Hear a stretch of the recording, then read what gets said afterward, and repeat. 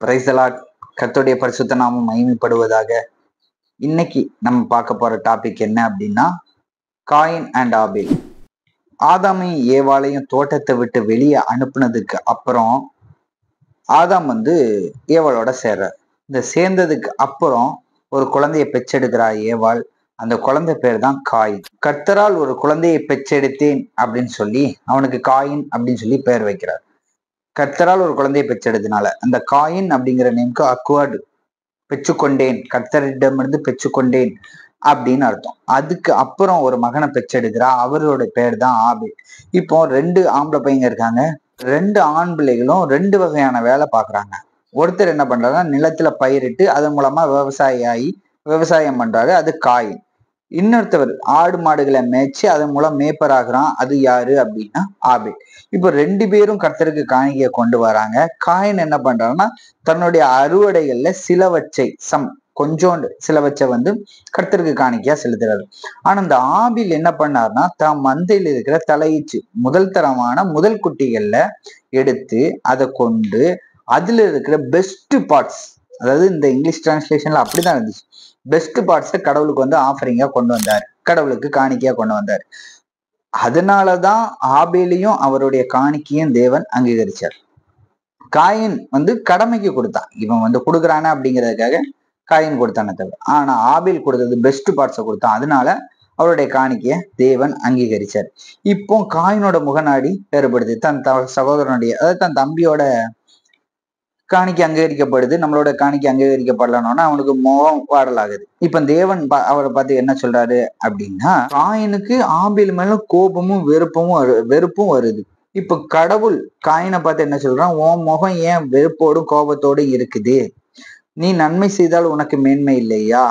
நீ பாவம் செய்தால் அது உன் வீட்டு வாசல் படியில படுத்திருக்கும், நீ அவனை ஆண்டு கொள்வாய் அப்படின்னு சொல்றாரு. அதாவது நீ பெஸ்டா கொடுத்தீங்கன்னா உன்னோட காணிக்கையை நான் அங்கீகரிப்பேன், நீதான் அவனுக்கு மூத்தவன், சோ நீதான் அவனை ஆண்டு கொள்வ, அந்த அளவுக்கு முதன்மையானவனா இருப்ப அப்படின்னு சொல்லி ஆபேல் கிட்ட சொல்றாரு. இப்போ காயின் கிட்ட சொல்றாரு. காயின் கேட்டுட்டு 2 பேரும் போயிட்டாங்க. இப்ப 2 பேரும் வீட்டுல இருக்கும்போது காயின் ஆபேலை பார்த்து சொல்றான், வா வயல்வெளிக்கு போலாம். ஏன்னா இவர் வயல்வெளி, அவர் மந்தை மேய்ப்பார். வா வயல்வெளிக்கு போலாம் அப்படின்னு சொல்லி கூப்பிடுறாரு. வயல்வெளிக்கு போகும்போது 2 பேரும் போகும்போது ஆபேலுக்கு எதிராக காயின் திரும்பி அவனை கொலை பண்றாரு. இப்போ ஆபேல் கொன்னுட்டார்.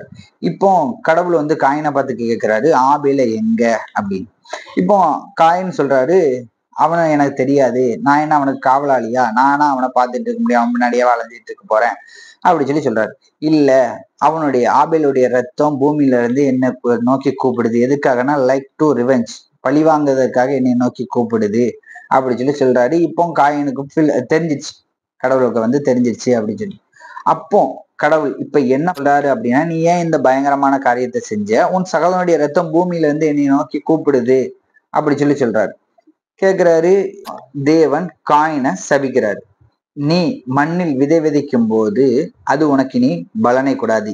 ஏன் பலனை கூடாது அப்படின்னா, காயின் செஞ்சுக்கிட்டு இருந்த தொழில் என்ன அப்படின்னா விவசாயம். சோ அவன் மண்ணில விதை விதைக்கும் போது அதனுடைய பலனை கொடாது அப்படி சொல்றாரு. உன் சகோதரனுடைய ரத்தத்தை வாங்கி கொள்ள திறந்த இந்த பூமியில நீ சபிக்கப்பட்டிருப்பாய் அப்படி சொல்லி 2 சாபம். என்னன்னா, ஒண்ணு தொழில் சாபம், இன்னொன்னு இந்த பூமியில நீ சபிக்கப்பட்டிருப்பாய், ஏன்னா சகோதரனோட ரத்தத்தை கொடுத்தனால. கர்த்தர் ஆதாமுக்கு சாபம் கொடுக்கும் போதும் பூமியானது முள்ளும் குறுக்கும் பிறப்பிக்கும், நீ இந்த பூமியில சபிக்கப்பட்டிருப்பாய் அப்படின்னு சொல்லி முதல்ல அவரோட இருந்த இடம், அவர் வாழ்ற இடத்த சபிச்சாரு அப்படின்னா இது தண்டனை. அவன் பண்ண பாவத்துக்கான தண்டனை. முதல் தண்டனை என்னன்னா, வாழ்ற இடம் நரகமா ஆச்சு. அதுக்கு முன்னாடி சாப்பிட்டா பஞ்சுமத்துல நடந்த ஆதாம் முள்ளும் குறுக்கும் உள்ள இடத்துல நடக்க ஆரம்பிக்கான். அவனுடைய வாழ்ற இடமே நரகமாயிடுச்சு. இப்ப நிறைய பேர் நீங்க அந்த வார்த்தையை சொல்ல கேட்டிருப்பீங்க, என் வாழ்க்கையே நரகமாயிட்டு, எனக்கு வாழவே பிடிக்கல. ரீசன் என்ன அப்படின்னா, அது ஒரு சாபம். சாபம்னா பண்ண தப்புக்குள்ள ஒரு தண்டனை. அந்த தண்டனையை நீக்கிறதுக்கு கர்த்தராகிய இயேசு கிறிஸ்துவால மட்டும்தான் முடியும். இது ஆதாமுக்கு நடந்தது. அப்போ காயினுக்கு நடந்தது என்னன்னா, நீ விதை விதைக்கும் போது பூமி உன் பலனை கொடாது அப்படின்னா தொழில் சாபம். சிலவங்களுக்கு என்ன நடக்கும் அப்படின்னா, எதுல கை வச்சாலுமே அது நடக்காது. எனக்கு நான் எவ்வளவு தொழில் பண்ணியிருக்கேன் எல்லாமே நட்டமாகும், நான் கையிட்டு சில எல்லா வேலையிலும் சாபம் தானே, எனக்கு எதுவுமே நடக்க மாட்டேங்கி அப்படின்னு சொல்லி நிறைய பேர் புலம்புறதை நீங்க கேட்டிருக்கலாம். அதுக்கு காரணமும் சாபம் தான். இதுவும் ஒரு முன்னோர்களோட சாபமா இருக்கலாம், இல்ல அவங்க செஞ்ச பாவத்துக்கான தண்டனையாக கூட இருக்கலாம். ஏதோ சம்திங் எல்ஸ். ஒரு வாழ்ற இடமும் அவங்களுக்கு நரகமாகுது, இல்ல சுத்தி இருக்கிறவங்களாலையும் பகைக்கப்படுறாங்க அப்படின்னா அதுவும் ஒரு வகையான சாபம் தான் இருக்கிற இடம்.